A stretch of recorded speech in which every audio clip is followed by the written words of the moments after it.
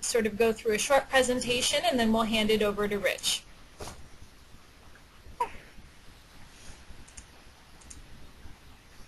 Excellent. So welcome, everybody. As Lisa mentioned, I'm just going to mute everybody. So I apologize for that. You'll hear a "you have been muted." Conference muted. Excellent. So the Vegetation Management Task Force. Vegetation Management Task Force is a part of CIATI International. We do have quite a few guests on the call, so those of you who are part of the Vegetation Management Task Force, please bear with me as I go through the presentation. So what is CIATI? What CIATI International does is it facilitates networking for utilities from around the world. We have participants spread out from Japan over to Europe, over to South America, and we're constantly increasing our participation. And it's a good way to share information, share best practices among people that are doing similar jobs to yours in different environments in different areas in the world. CIATI International also facilitates the development of highly leveraged, collaborative, and innovative projects for utilities. So when participants propose projects that they would have to pay thousands and thousands of dollars for, they can share that among other utilities and have those projects run through CIATI and pay much less for that. We also organize conferences, conference calls, meetings, and webinars such as the one you will be experiencing today or witnessing today. So this is a participation map of our participants. As you can see, we are around the world, and we're slowly creeping into more and more into Europe and Australia and Africa as well. CIATI currently operates 18 independent programs. Some of them are smaller, some of them are larger and more developed. They spread across generation, transmission, cross-utility, distribution, and utilization. And so we are right here under the cross-utility, which means that the Vegetation Management Task Force does not only cover distribution, but it also covers topics from transmission, generation, and distribution. So now over to you, Gwen.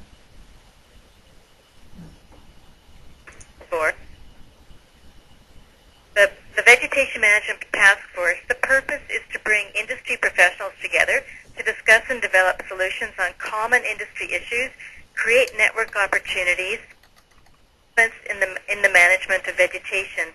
And as Alex already mentioned, it also serves as a forum to identify knowledge gaps and to provide future research and study to address these gaps.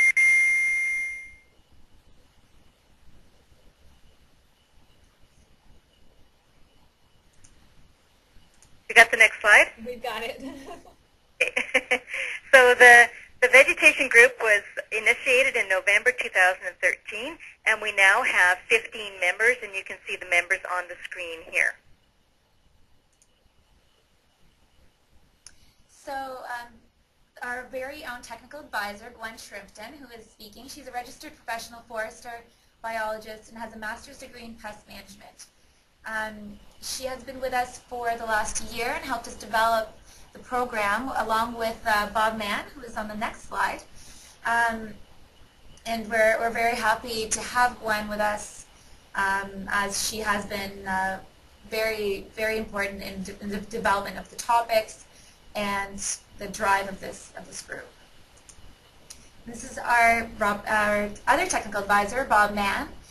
He has worked for Manitoba Hydro for 32 years, and more than 32 years, the last 20 of which he was responsible for the development, implementation, and administration of the distribution systems integrated vegetation management programs. Bob Mann has also been with us for the last year, and he's also been an integral part in the development of the group. So these are our technical advisors. And then back to you, Gwen.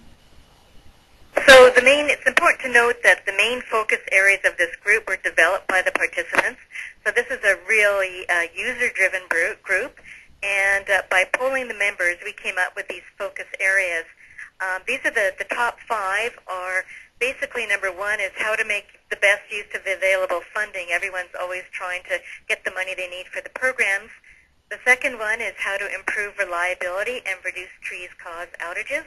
Number 3 is environmental issues such as migratory birds, species at risk, or riparian areas. Number 4 is how to justify your budget to your managers and how to identify risks from delaying or canceling the work.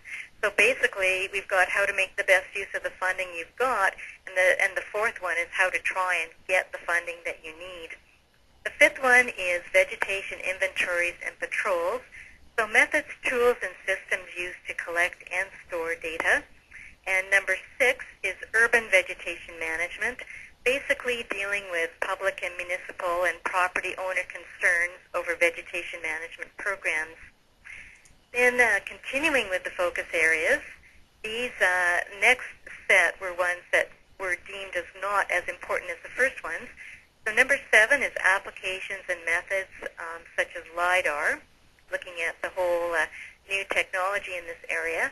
Number 8 is adaptation strategies for changing forest and tree health, and this is basically to do with climate change and the fact that forests are not as healthy and we've got more dead, dying, and leaning trees to deal with.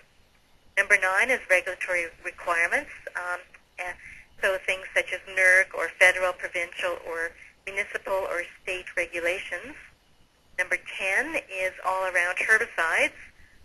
Decision-making guidelines on when to use herbicides and cost-benefit, basically justifying their use. And finally, we have responsible vegetation management practices, new materials, and techniques. Thank you, Gwen. So going on to our vegetation management annual activities, we have a 2-day conference with our participants receiving the 2 complimentary passes. We have an annual meeting following the conference.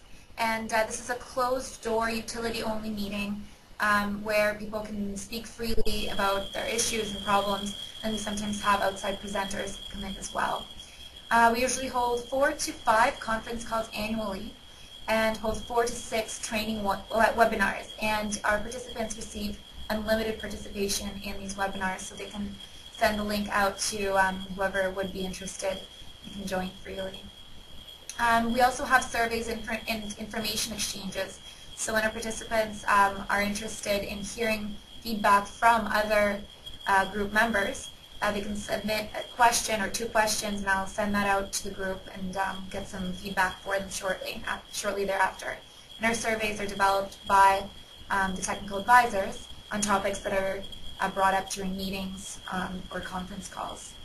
And we're also in the process of trying to develop 2 projects that, there were 3 projects actually, that have been sent out to the group recently. So I'll briefly go over the projects that we have that we're looking at for this year. The first one is vegetation management cost comparisons for different practices. So this is, the objective of the project is to establish relative cost and resource requirements for various treatment and control options for defined vegetation management communities. The second one is basically to produce a video that would be generic enough that it could be used by utilities throughout North America, and the purpose would be to explain to the general public the need to prune and trim trees, particularly in urban areas. And the third project is it's about control of weeds in electrical facilities such as substations, and it would be to taking the products that are available in both the United States and Canada to develop a model herbicide program to control weeds that would utilize the products that are available and use them in a manner that would reduce the development of resistance in weed populations, and also to add to that strategies to reduce reliance on herbicides such as preventative measures and any recommendations for non-herbicide techniques. And then we have 2 surveys that are these first 2, we have draft surveys ready to go. First one is all about widening or recovering right-of-ways, how utilities have managed to put the business case together, did they manage to get capital or OMA funding, so all about how to get that project up and running. And the second one is mapping platforms. So what sort of electronic or paper systems do people have to collect the data that they need for the inventories, and also the methods that they're using to store the data. And the surveys that we have planned yet for this year is cost-benefit of hazard tree programs, LIDAR effectiveness and use, and any things that people have on written line clearance and work specifications. So these are all surveys. Thank you, Gwen. So our upcoming conference will be in December 2nd and 3rd. We are still finalizing the location, but it will be in Florida in the USA. And the meeting will be on the 4th of December. And the themes for this year's conference are public and social issues, techniques and products, program management, and environmental issues. So I would like to invite everybody to this conference. It's going to be great.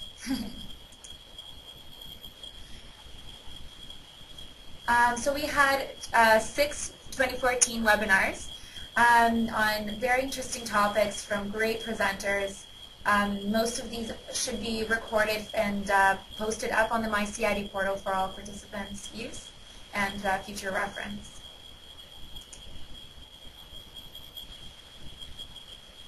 Oh, and I would like to introduce our presenter for today, Richard Johnstone from IVM Partners. Rick Johnstone has 38 years of experience in utility vegetation management, having served as system forester for 2 electric utilities and as president of the 501c3 nonprofit corporation, IVM Partners. Conducts IVM research and presents findings at conferences and workshops for federal, state, and tribal land management agencies, along with electric and natural gas utilities, conservationists, and academia. He provides consultation to utilities, agencies, and land managers under VMES, LLC, and is a past president of the Utility Arborists Association and a registered professional forester with a bachelor degree in forest resources management from West Virginia University. So thank you, Richard, for accepting our invitation today to present. We're looking forward to your presentation. And if somebody does not have a copy of the presentation, you can feel free to send us a chat message, and we will get that sent over to you. If you are unable to connect to the video to see the slides, I can send over the PowerPoint slides over to you in PDF format. So you can send me an email and let us know. So I guess over to you, Rick. Okay, can you hear me okay? Yes, and we can see your screen as well. Okay, thank you. Well, it's a pleasure to be here. And I know we have the question and answer bar on the right, so if you have questions, you can type them in. I'm going to save trying to answer anything to the end, because oftentimes as I go through, the questions you might have early will be answered as the presentation continues. So let me go right into it. My background from right now doing some advice to the White House, the U.S. EPA, and USDA and Fish and Wildlife Service on the federal strategy on pollinators. This was a proclamation that Obama signed last June 20th, basically instructing the agencies to come up with a strategy on how they can improve pollinator habitat. I'll go into some more detail as we go along. And I've been an advisor for some different things, the right-of-way stewardship accreditation, with Steve Slisovitz on the U.S.-Canadian Blackout Report. And as was mentioned, I've worked for a couple of utilities. That was in my bio. IVM Partners I formed about 12 years ago, basically because there was no entity that was acting as a liaison between the public agencies and the utilities.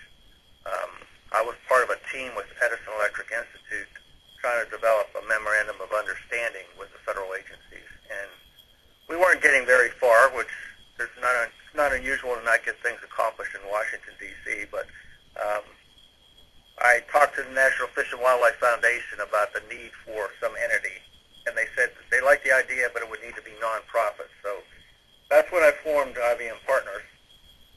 And our board of directors, as you can see, is across from electric and gas utilities, from consulting, both in Canada and the U.S., industry associations, and universities. Well, what do we mean by IVM? It's basically a system of managing the plant community to be compatible with the objective of what you're trying to manage for. And then the control methods are what are the processes that you use to establish that. And you want to look at not only the primary objective, but secondary. So when you look at the electric utilities, gas utilities, and also the highway departments, you've got safety, you have access, site distance, reliability of services. And then the secondary objectives are the things that need to be taken into consideration by the utilities and the highways that are important aspects of our culture. So the control methods are basically the tools in the toolbox. You can go from manual to mechanical to herbicides, but you really want to end up getting to the biological and cultural controls. So the best practice is to use the right tool at the right time to try to achieve your objectives at the least cost, both economics and the environment. This is not a new process. This research goes back over 60 years. Dr. Bramble and Dr. Burns over in Pennsylvania started researching because deer hunters thought that herbicides were killing the deer. And so when they started doing the different documentation, they said, no, you can actually improve wildlife habitat. And they expanded from deer to birds to butterflies, salamanders. There's a lot of research available. And about 20 years ago, they came up with a wire zone, border zone concept of the fact that particularly the electric industry needs low-growing vegetation where those conductors are so that they don't have things growing up that can cause an outage. And then outside of that, you could allow some shrubs or small stature trees into that, what's called the border zone. And I use that concept where I worked for 25 years, which is the Delmarva Peninsula, which stands for Delaware, Maryland, and Virginia. It's the eastern shore, which is all along the 200-mile Chesapeake Bay. And I didn't necessarily do the entire conductor zone. I wanted to make sure we had access for our line trucks to get to the towers and poles to do their maintenance. And then we allowed shrubs as long as things were not getting too tall. The benefit was widespread. A lot of different animals benefited from this type of plant community, and I would get different groups, say Quail Unlimited, wanting us to plant something for quail. And I say, well, you'll get what you need for quail, but we don't have to plant. We just need to manage and allow the natural regeneration to come back. So songbird habitat comes in, especially with the shrubs and feeding on the insects. Mammals bed and feed in these right-of-ways. The raptors are always patrolling it because their food is in there. And then as you manage, you take advantage of the biological and cultural controls.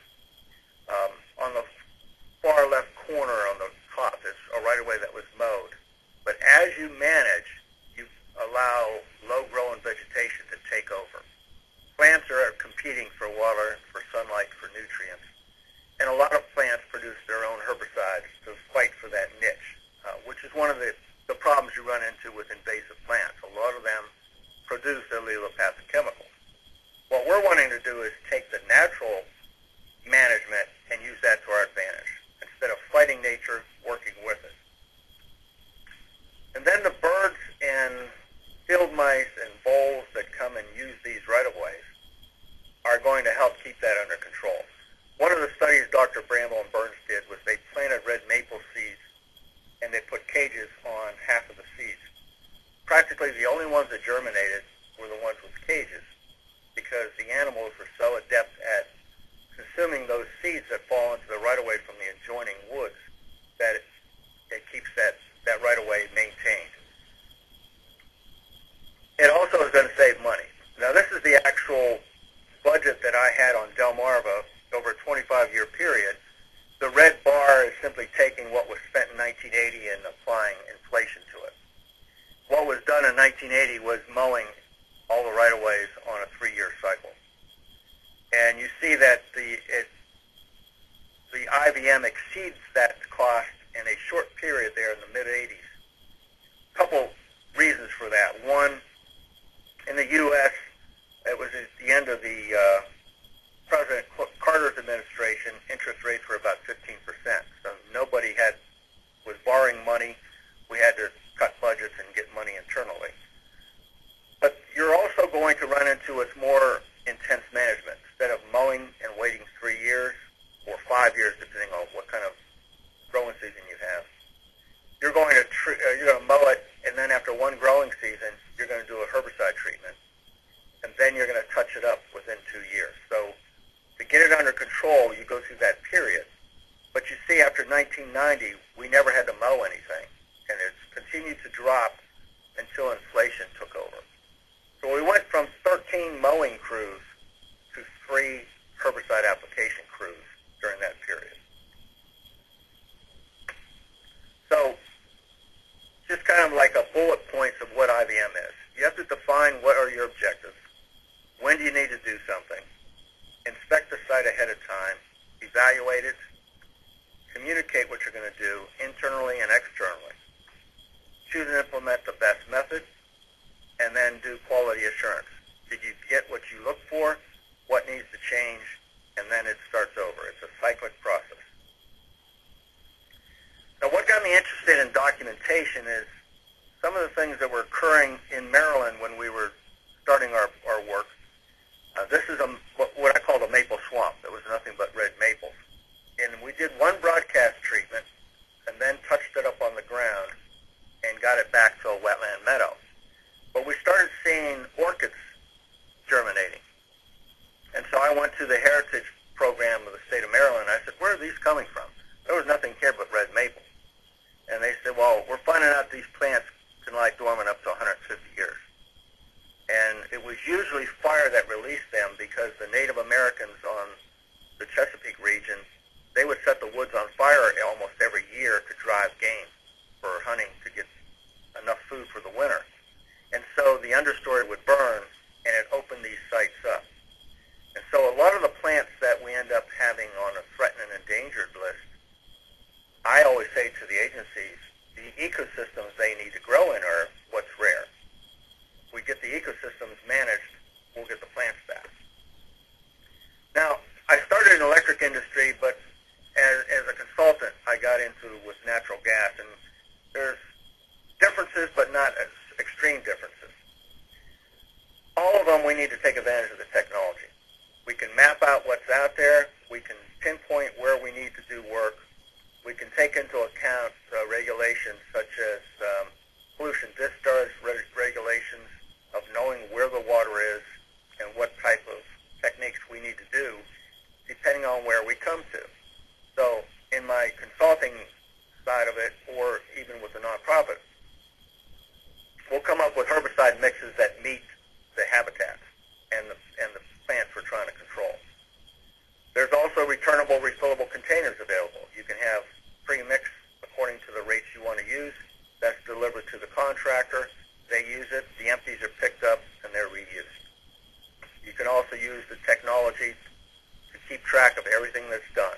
So you know what was used, when, where, how many square feet or meters, and what the weather conditions were. Now, what's been going on in the industries is that both gas and electric, a lot of them had not maintained their right-of-ways properly. This is a pipeline that's actually going through the forest because they always mowed, and the guys on the mowers don't like to get hit in the head with branches, so they'd always move over a little bit. You do that for 20, 30 years, pretty soon you're mowing, but the pipe is over in the trees because you basically have slid the right-of-way over. So the utilities have been reclaiming their right-of-ways to get them back into a manageable state. And mowing is a tool you need to use to get this under control, but you can't manage with just cutters. And there's problems with them. You can have have erosion when you take everything off and you get a heavy rain.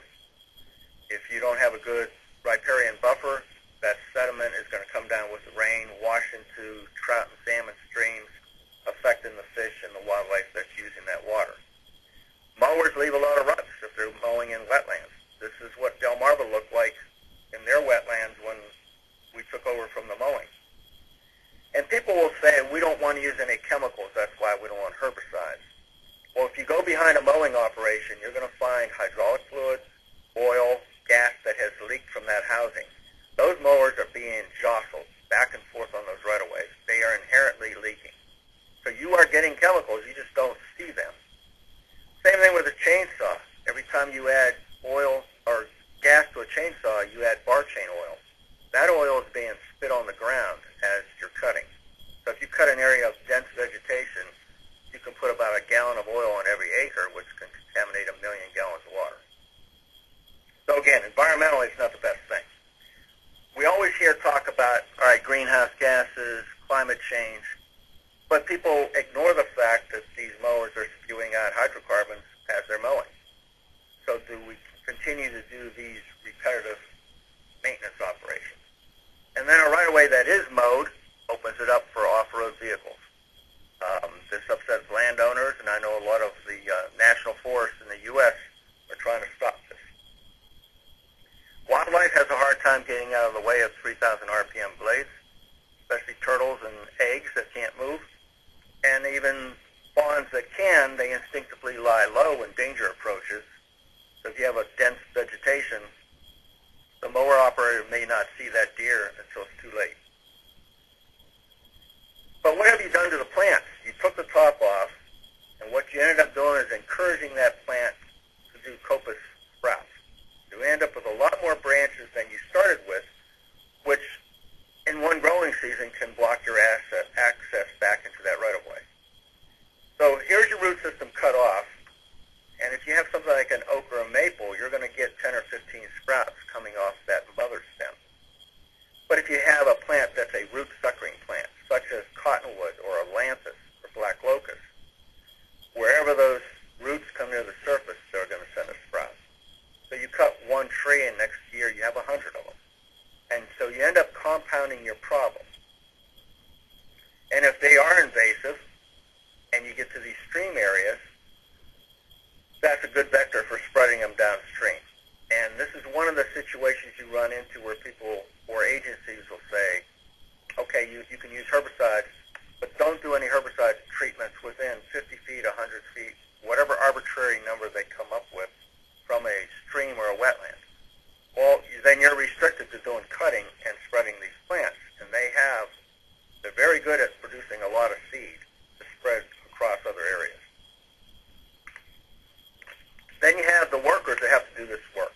Very hazardous to mow steep terrain. When it gets too steep, you're using handsaws, which you see here on a mountain. And if you're trying to cut with rocks, snow, and ice, it's a pretty hazardous operation. The other aspect is people will cut and they'll say, all right, we're on a 3-year cycle.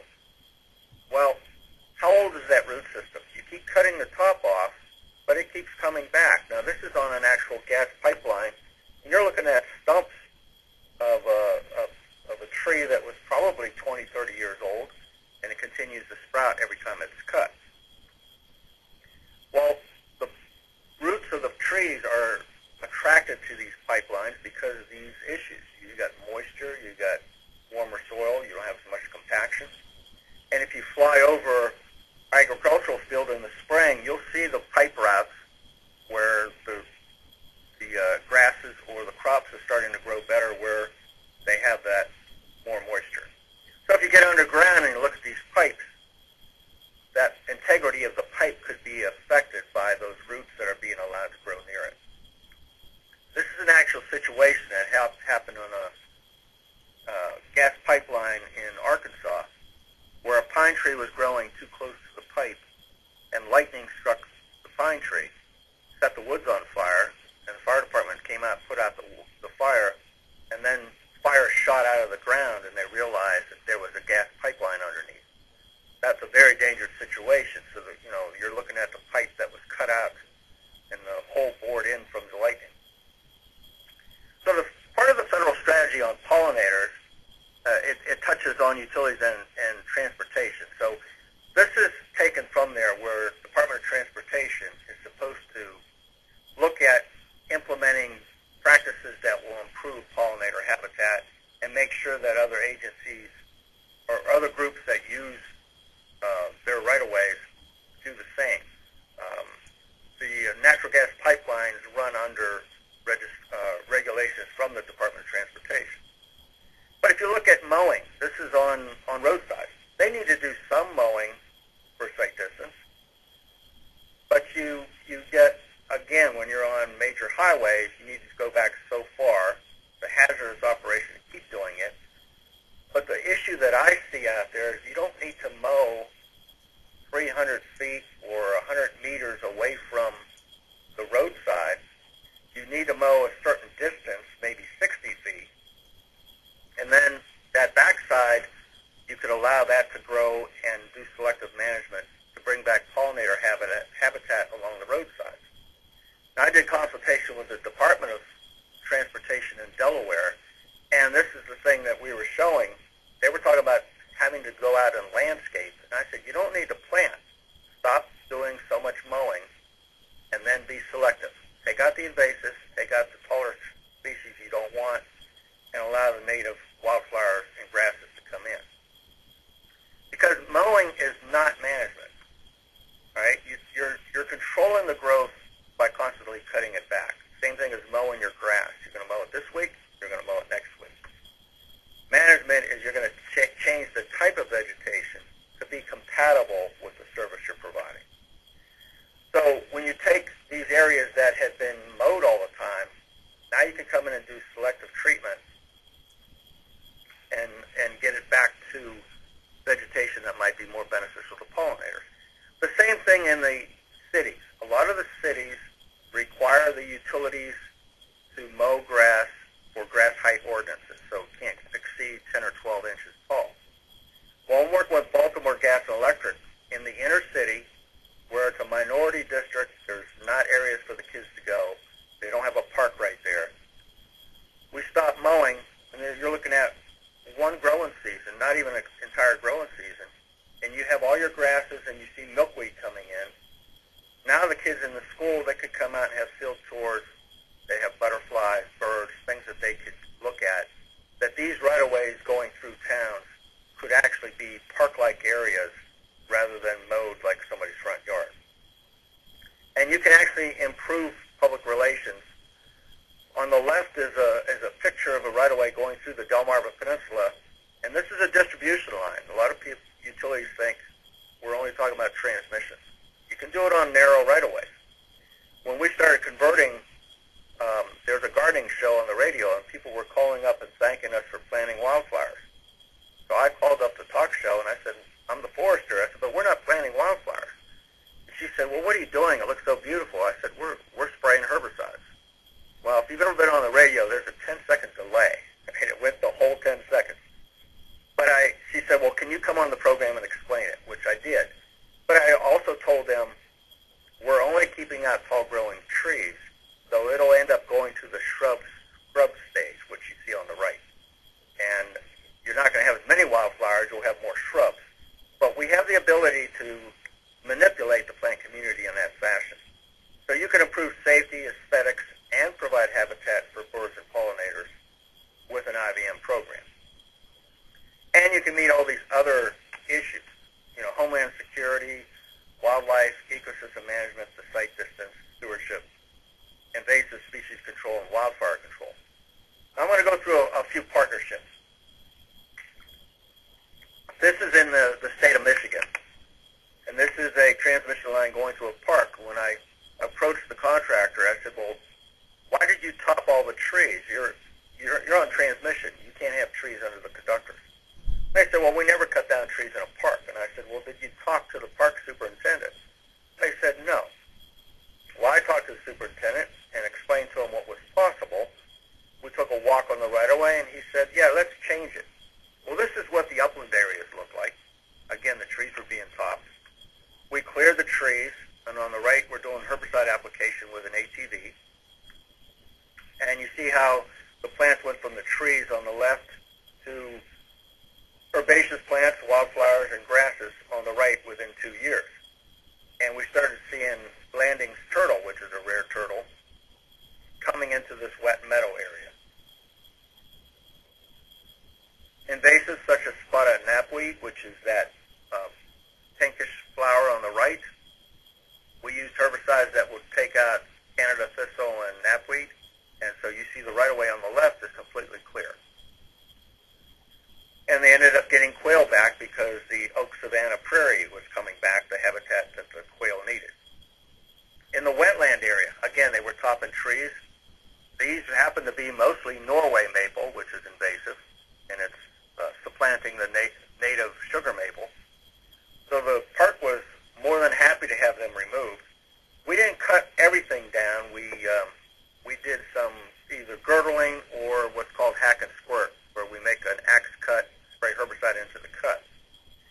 And so we would delimb the trees, drop some for salamanders and snakes, and you see the herbaceous plants coming up around the log, and then leave some of these wildlife den trees that are not going to impact the transmission line anymore, but to provide habitat for things like Indiana bat,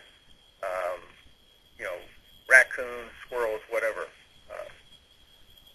We had another study in one of the metro parks where they have a lot of buckthorn and autumn olive, and here you see basically 2 months after the mowing operation, most of that is buckthorn. So our botanist is documenting the plant community. So we did a broadcast treatment because it's almost all buckthorn. And then we split the right-of-way in half. Half of it we treated, half of it we left as a control. That's 2 years later. The botanist is in the background on the treated side, and that's 2 years later on the control side. His white hat is on the left side of that screen. He's about 6 feet tall. So you're looking at 2 years of growth. When you plot out what comes in, the mowing side in 07 and 08 is maybe 15% desirable plants, so 85% are undesirable. Whereas the treated side, 90% are the plants you want, a mixture of grasses and forbs. Add 2 more years to it, and you're looking at an IVM site on the left and mowing on the right, which means they have to cut it now or they're going to have an outage, threat of an outage on that transmission line. I'm going to switch over to gas. This is the state of Tennessee, outside of Nashville, Tennessee. And the gas company called me and they said the Army Corps of Engineers won't let us use herbicides. Well, it's an island, about 5 acres crossing an island. And I met with the Army Corps and I went over IVM, and they said, well, we like this idea. And I said, well, what did the gas company want to do? They said, well, they wanted to use the herbicide picloram, or Tordon, and they wanted to apply it by helicopter. And I said, well, I would have told them no. I mean, if you spray with a helicopter, the brush is 15, 20 feet tall on that picture on the left. You don't get much snow and ice in Nashville. This stuff is going to stand a while. It's a recreational lake. A lot of people are boating and camping and swimming. You'd get a lot of complaints. And the herbicide picloram is not registered for water, and it should not be used where there's limestone soils because you have sinkholes. And it is a herbicide that is active in the soil that would affect the root systems downstream or off target. I said, but we have herbicides that are registered for this. So they gave us the okay. This is what it looked like before we started. So we brought a bush hog out by pontoon boat. Then we followed up the following year after one growing season, broadcast herbicide treat. That's the response. And then I needed to do a selective treatment, and the company Progressive Solutions donated the crew, and I bought the herbicides. We followed up with backpacks. So on the left, you see a crew treating, and on the right is my botanist, Robin Hagee, the next year, documenting the plant community. And that's the same shot where it showed it so overgrown. This is what it looked like in 2 years. So we have a grass buffer along the water side where we just took out the trees.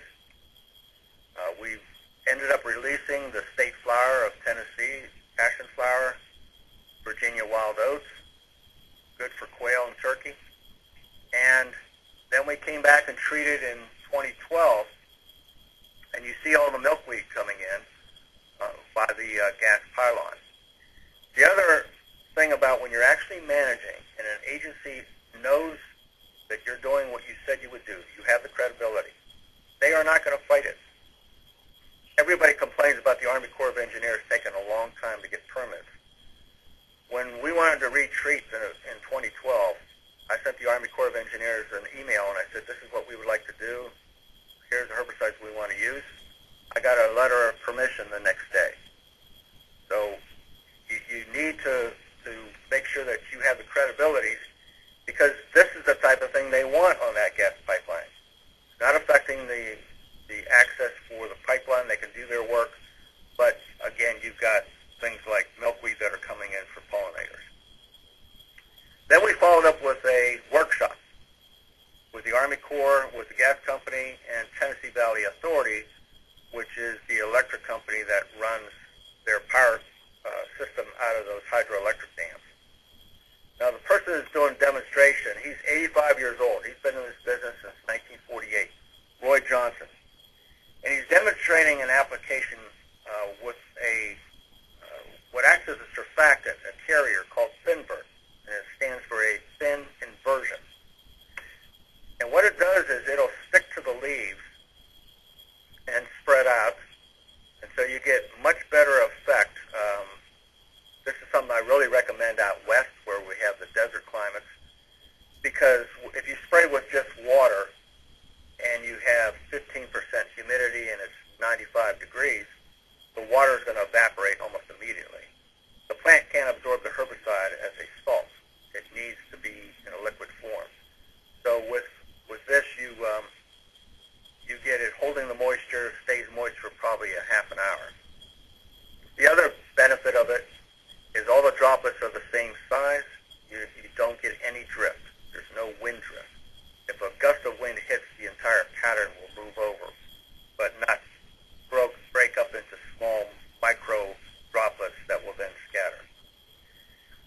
When I did a presentation for one of the Gas Association conferences, a lady from FERC, which is the Federal Energy Regulatory Commission in the U.S. that has jurisdiction over gas, she gave me this line. She said if pipelines would stop routine mowing, spreading the invasive plants, it would resolve 95% of the complaints we get. So this is that same right away a year after treatment. You can see it's just the plants that were treated that are brown. We asked the gas company to allow us to take, this is on the mainland, not the island. Instead of mowing it, they were mowing those right-of-ways every year. I said, don't mow it this year, let us do a selective treatment. When you're mowing all the time, which you see in 2012, you've got almost 70% of the plant community are grasses because you continue to take out that root system. In one growing season, you see that the grasses are around 30%, and instead you got about 50% coming in your forbs, your flowering plants. So you can bring back the pollinator habitat basically in one growing season if you stop mowing.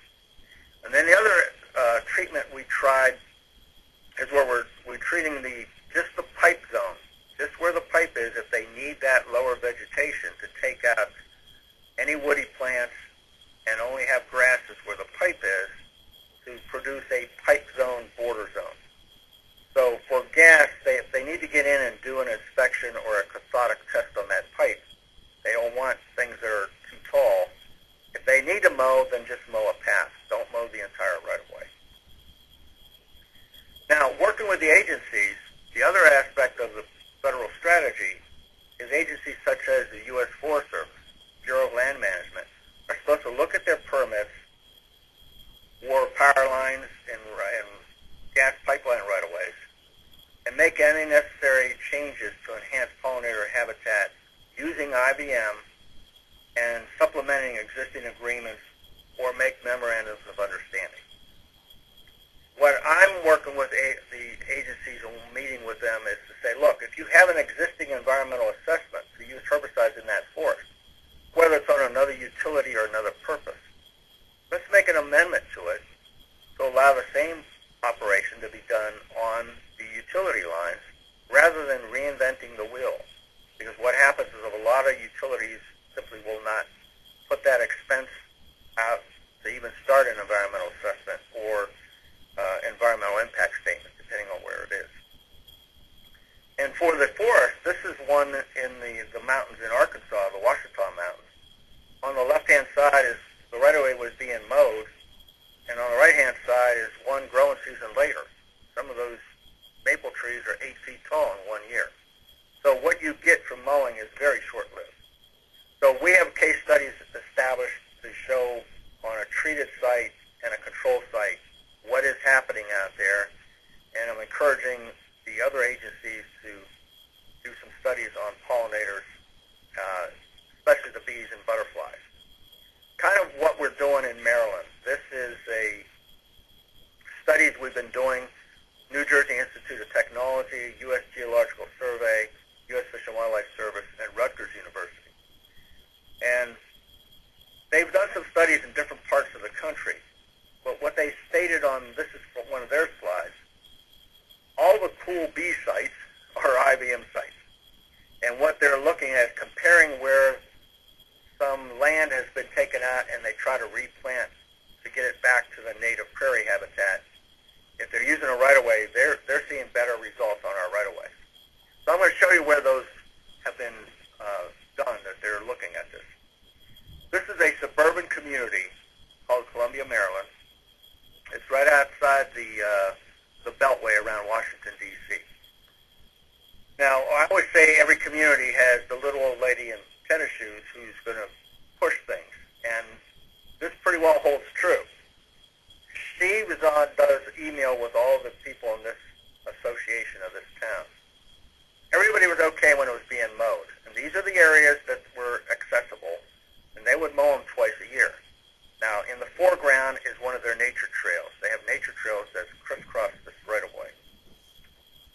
But when BG&E came in and cut down trees in wetlands and ravines to be compatible with the FERC regulations, FAC 003, well, then everybody went ballistic on them, And so we ended up having community meetings, and this is Elaine, who was the one who spearheaded it, and she was very understanding about what needed to be done.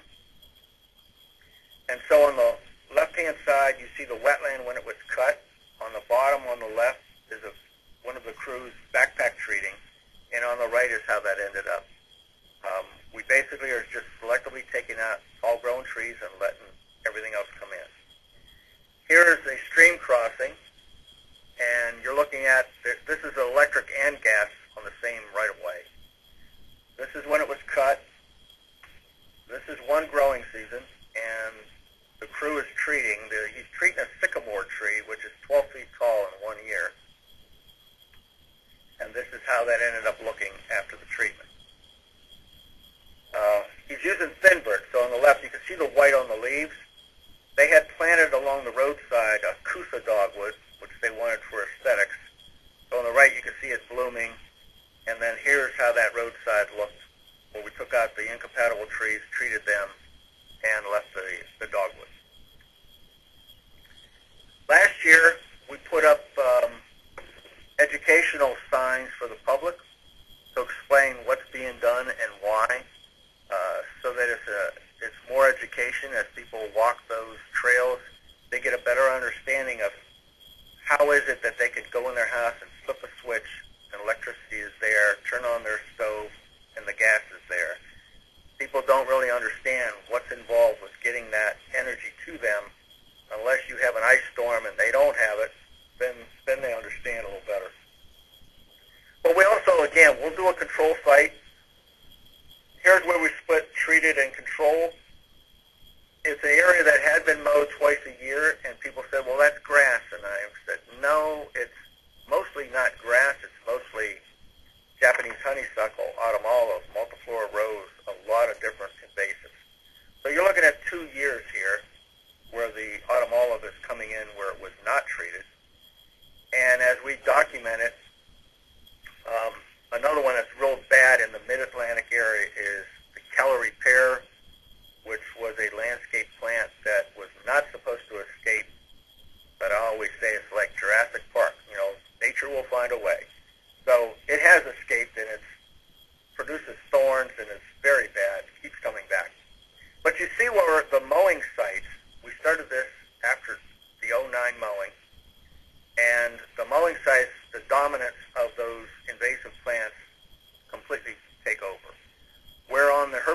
site, the only shrub species we ended up with was blackberry, native blackberry, because we didn't target blackberry. We'll give the public a chance to be able to pick blackberries. So that's how it ended up. Again, we put on a workshop. We actually had 50 people from the U.S. EPA come up from Washington to see what IVM is and how herbicides are actually used in our markets. And here, when they needed to do selective treatment, the backpack crews are on the left on the hill, and the people are walking the nature trail. They don't really pay it a mind because they understand what we're doing, and it's not a big issue. For the utility, they needed to replace a section of gas pipeline. They did not have to mow the right-of-way before they did their work. They just came in and the construction crews did their work without having to ask the vegetation department to line up mowing crews first. So we ended up taking on the left, and it ended up looking like you see on the right. One area right along the roadside, this is where they mowed all the time. We had a little bit of milkweed when we started in here, but last year the entire right-of-way was milkweed. So this is what's possible simply by managing. So the pollinators are definitely enjoying the low-growing habitat that's coming back.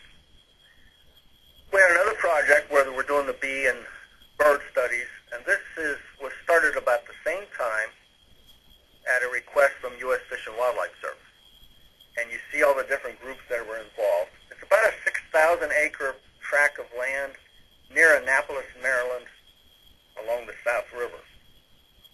Now, when BG&E had cleared the trees again for the FERC regulations, they were on the Baltimore TV station, they were in the newspaper in Annapolis, and the public was like, this is outrageous.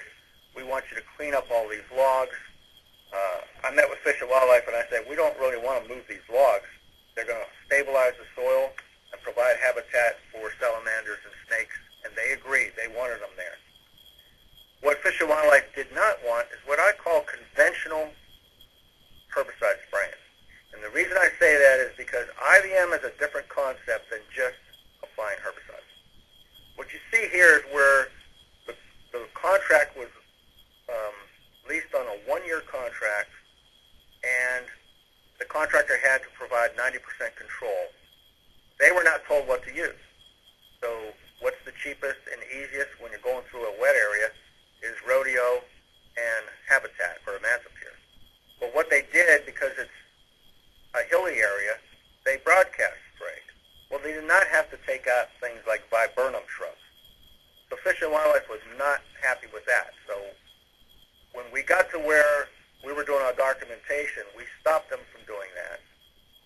In the upland areas, we did a controlled application with selective type of chemistry. So we're taking out the trees, but on the right you see herbaceous plants and milkweed coming back. In the wetlands, where we needed to, we worked with them to remove phragmites on the left, which is an invasive reed grass. On the right, it's back in native plants. And that's how that right-of-way ended up looking.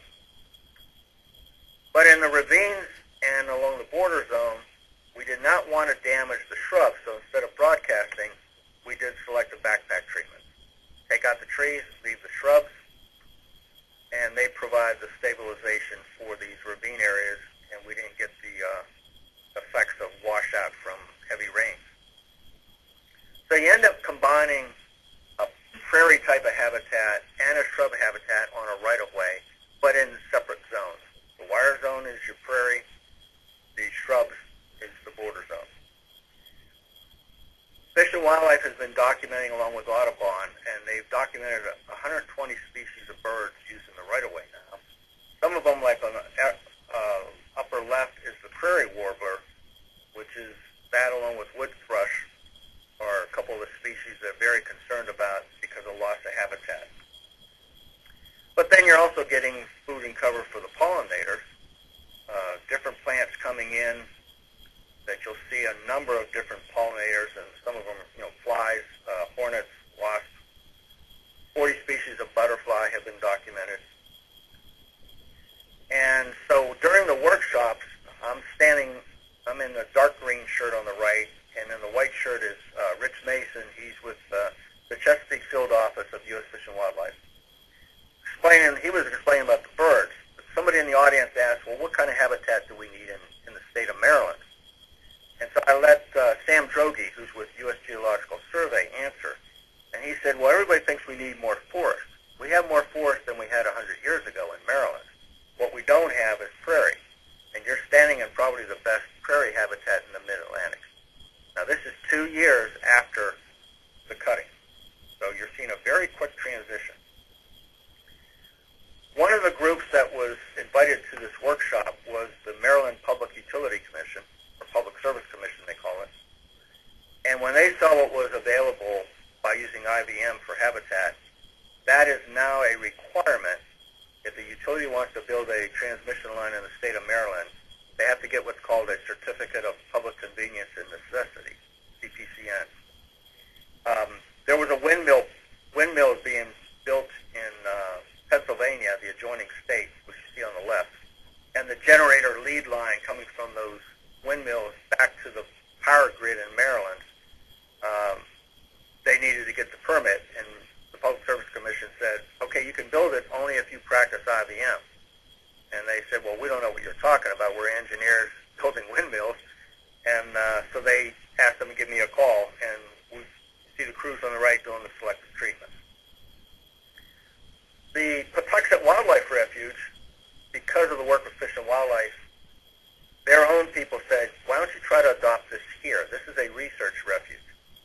Well, Baltimore Gas and Electric has 5.5 miles of right-of-way through here. They used to have to very expensively hand-cut and maybe stump treat.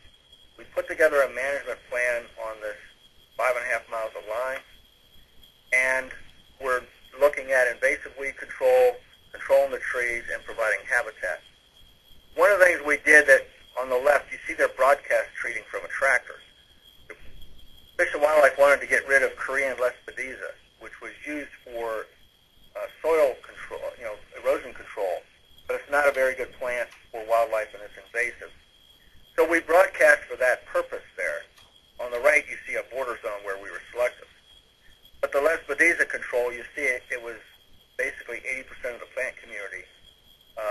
And you see how it's transitioned to nothing but native grasses and forbs, which you see here.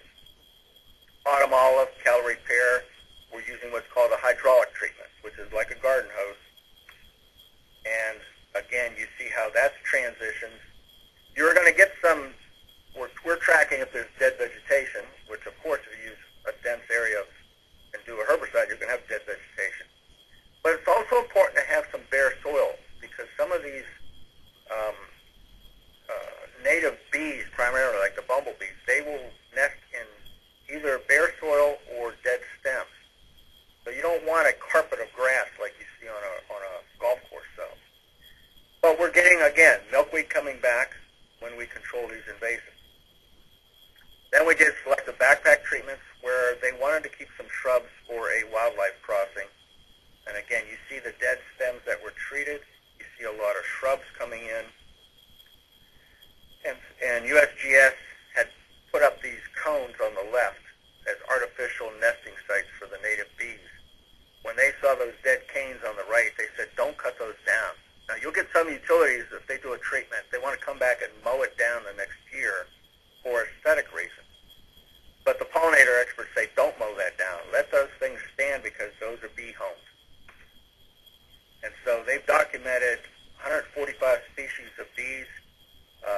One bee had never been documented before, didn't even know it exists, and 6 of them were rare that are on the right-of-way. Again, we put on workshops. This is the Mount Lake Vegetation Management Conference, which is a regional conference in the Mid-Atlantic with different utilities and contractors. Now let's make a visit to the west, because a lot of people think everything's in the east. This is with Arizona Public Service. Started working with them about 8 years ago, first to get the trees removed for the FERC regulations.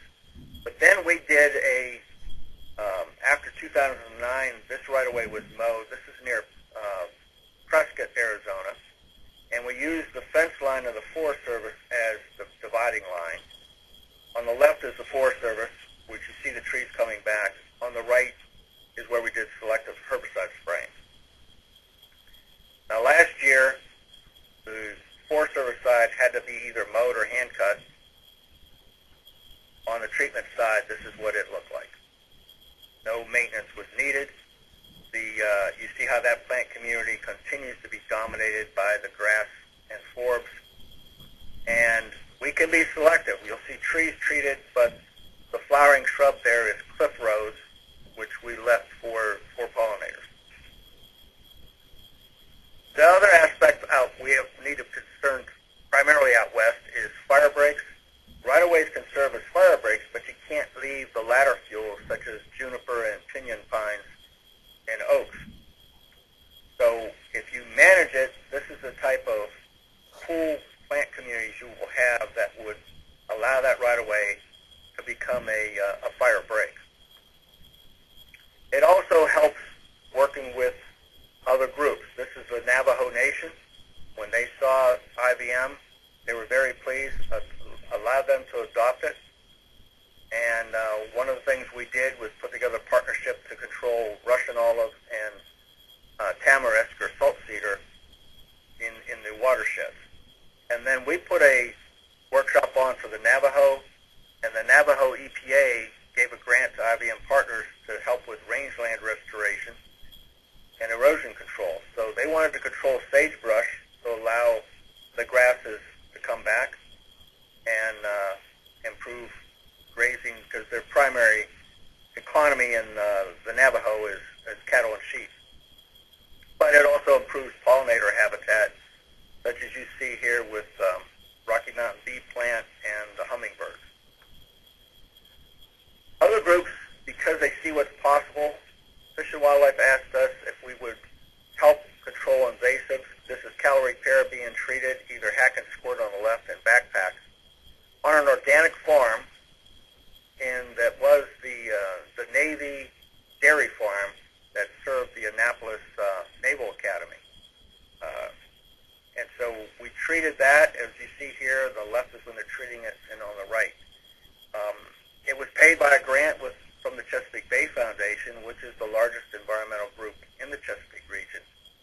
So again, the technology and the expertise, when groups see that, what's possible, they'll want to adapt it.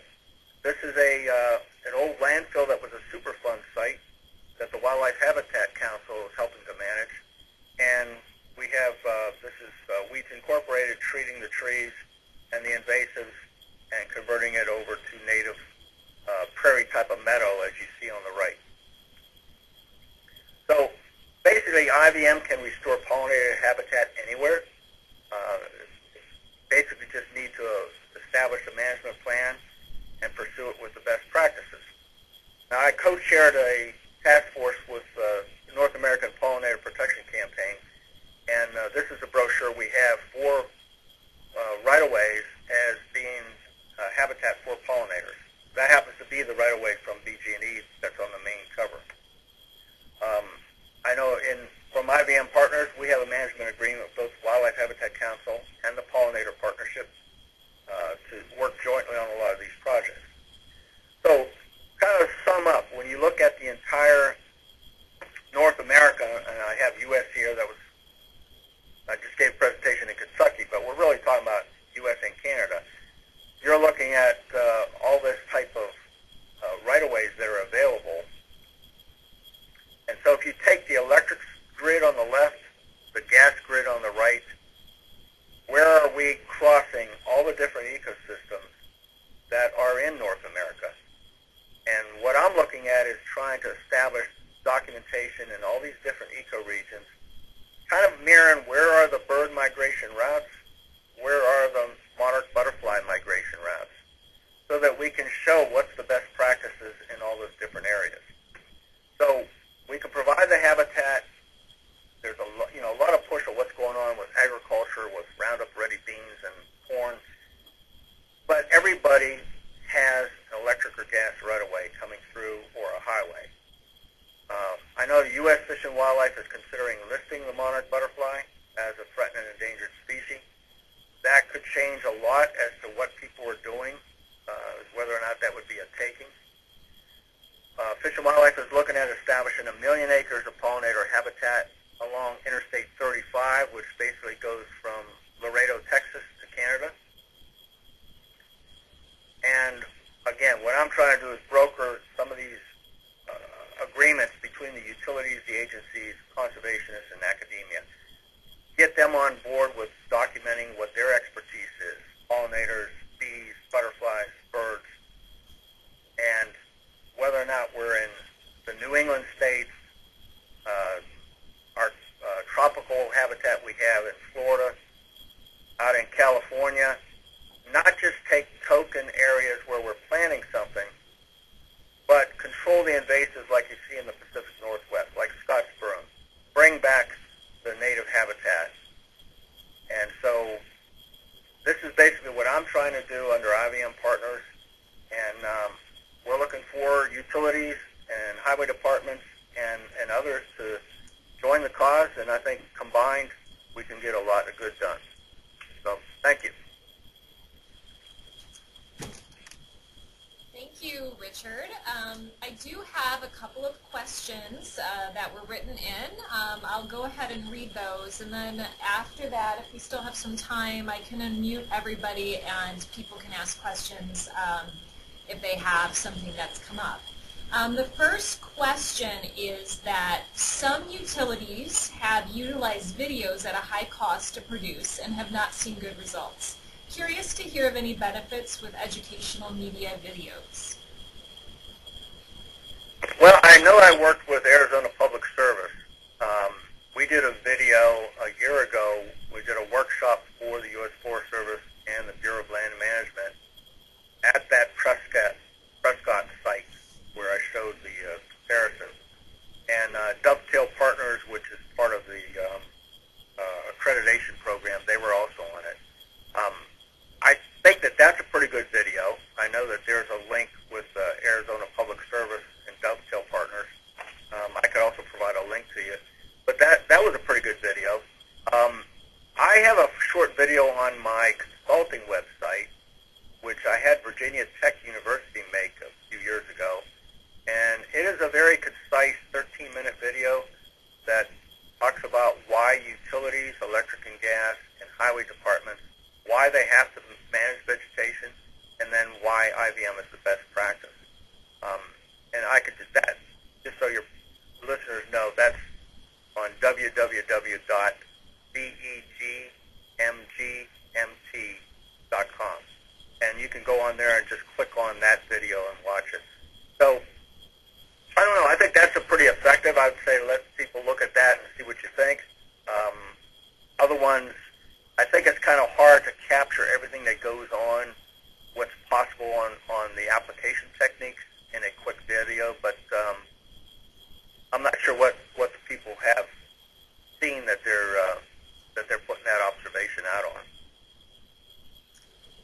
Okay, the next question is, can IVM safely be used in areas with endangered plants? Endangered plants, yes, and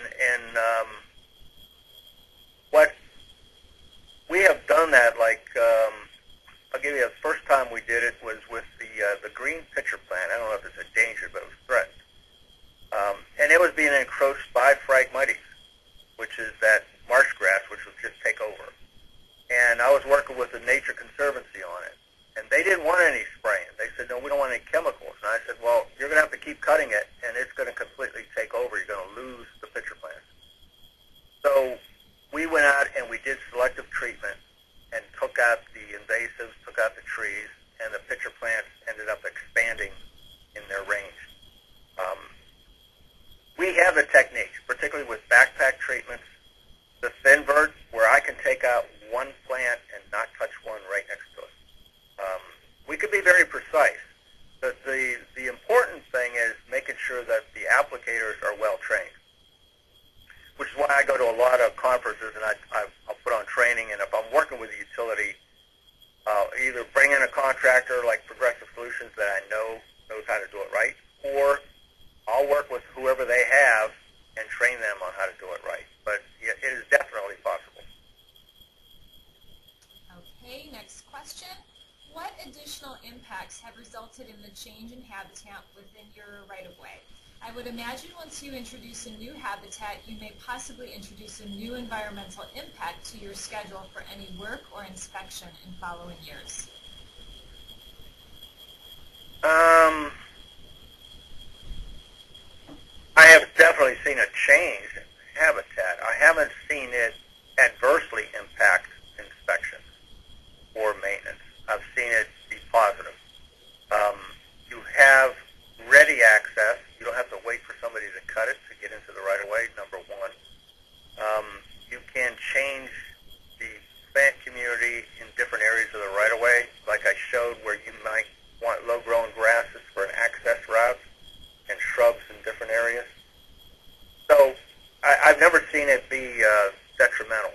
We can change it depending on what your management needs are. And that's why I started out saying it's very important to identify what your objectives are, both primary and secondary. What do you have to consider? And then manage to meet those objectives. It's definitely not a one-size-fits-all. You do different things on different areas of a right-of-way. But where you have distinct needs, then you adjust your techniques to meet those objectives and the situation that arises. Like I showed, if you're in a ravine, instead of broadcasting from the top of the hill and letting everything drop down with a non-selective herbicide like Roundup, you're going to use herbicides that are more selective in what plant communities they actually affect, and be selective in how you apply them. Okay, perfect. I am going to actually unmute everybody at this point. Friends unmuted. And if anyone has a question that they would like to ask, feel free to do so. And everybody should be unmuted at this point.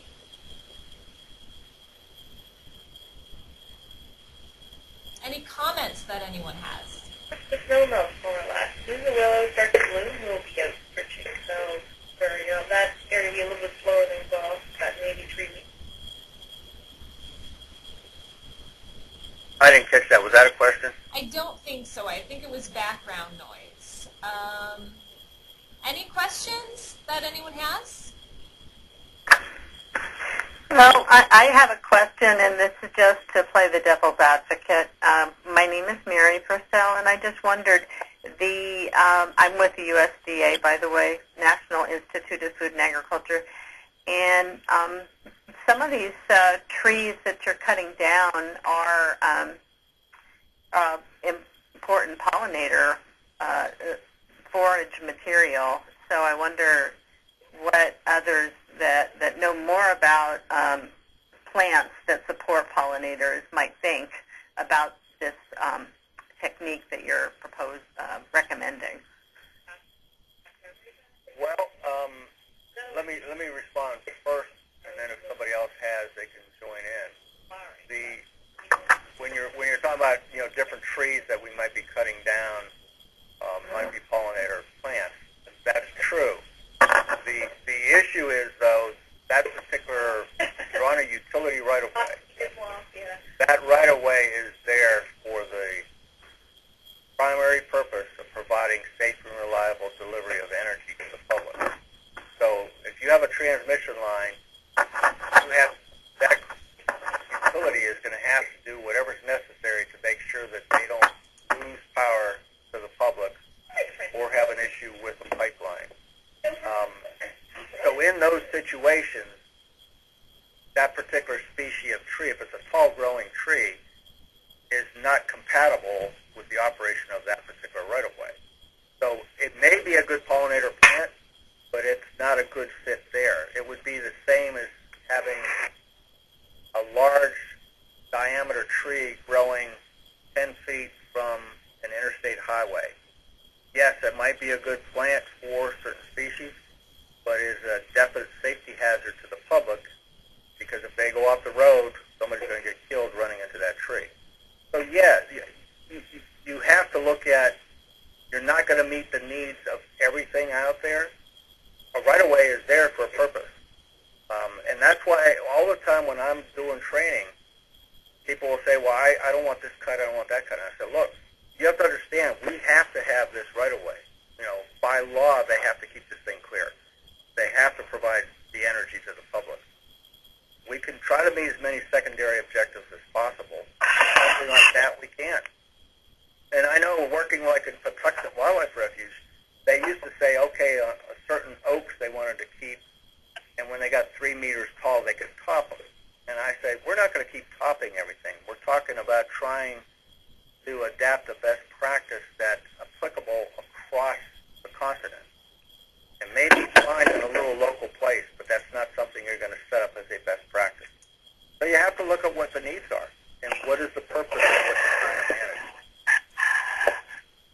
This is Flavia Rakowski, U.S. Fish and Wildlife Service, and I think the woman's point was well taken, but I will add that we ought to look very specifically at the species of trees that were removed before we say that these trees that are being removed are good pollinator habitat. And Rich, if you could work up a list, a quick list of the species that were mainly removed, I will spend some time looking at those species' utilities as pollinator habitat. Well, I appreciate that, Flavia, but here's what I would put out there, though. I'm working across the country, and here I'm in Delaware when I'm talking right now. Yeah, and so am I. Where you are. Yeah. Right. So, but here, the northern part of Delaware, you're primarily an oak, hickory, maple type of a forest. The southern part of Delmarva is the southern pines, loblolly, Virginia pine, maple, sweet gum. And then when you get out to Arizona, you're talking about gambrel oak and pinyon pine and juniper and ponderosa and Douglas fir at the high elevations and, saguaro cactus in the low elevation. It all depends on where you are. And right, and I agree completely with your response. Yeah. Yeah, okay.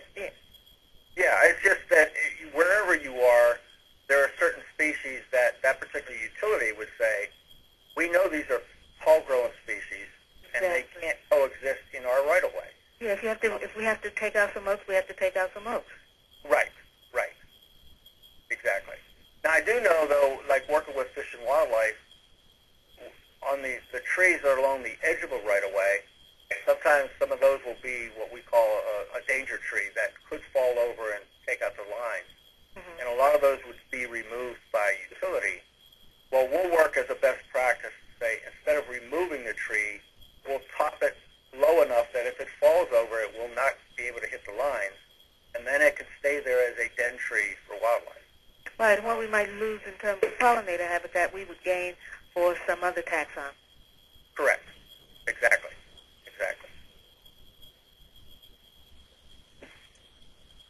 We have about 8 more minutes. If anybody else had any questions, now would be a good time to ask.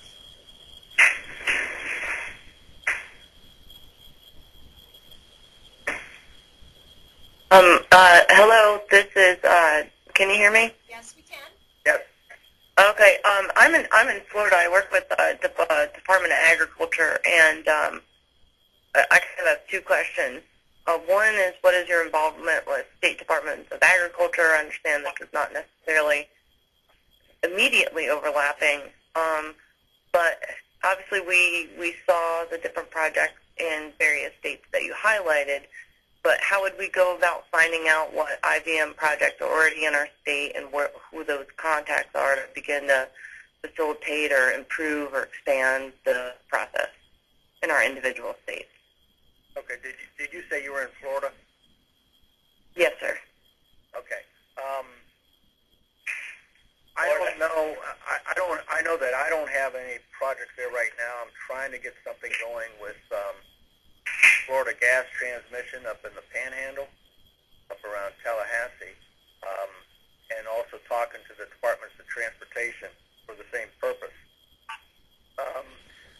As far as how would you find out, I guess contact if you're looking at the utilities, you can contact who's ever in your area. I think your biggest one is Florida Power.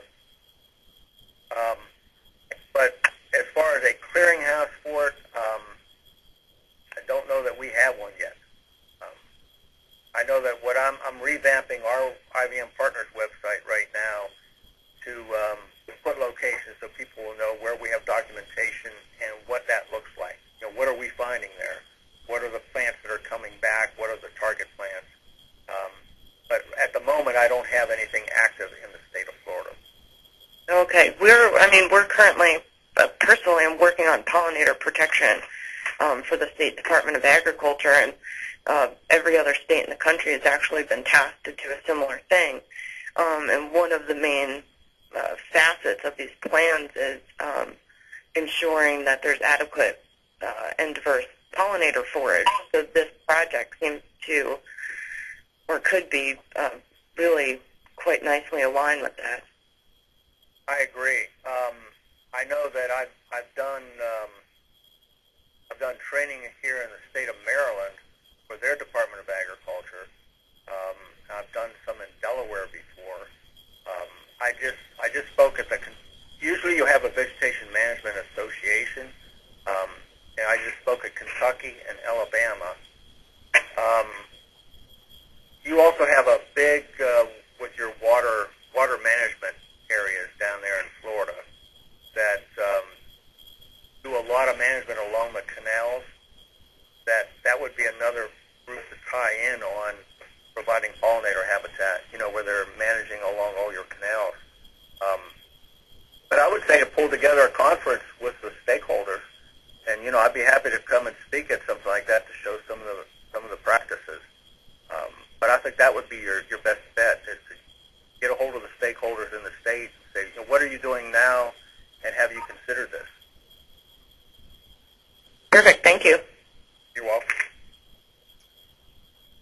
We probably have time for one more quick question. Does anyone have one question?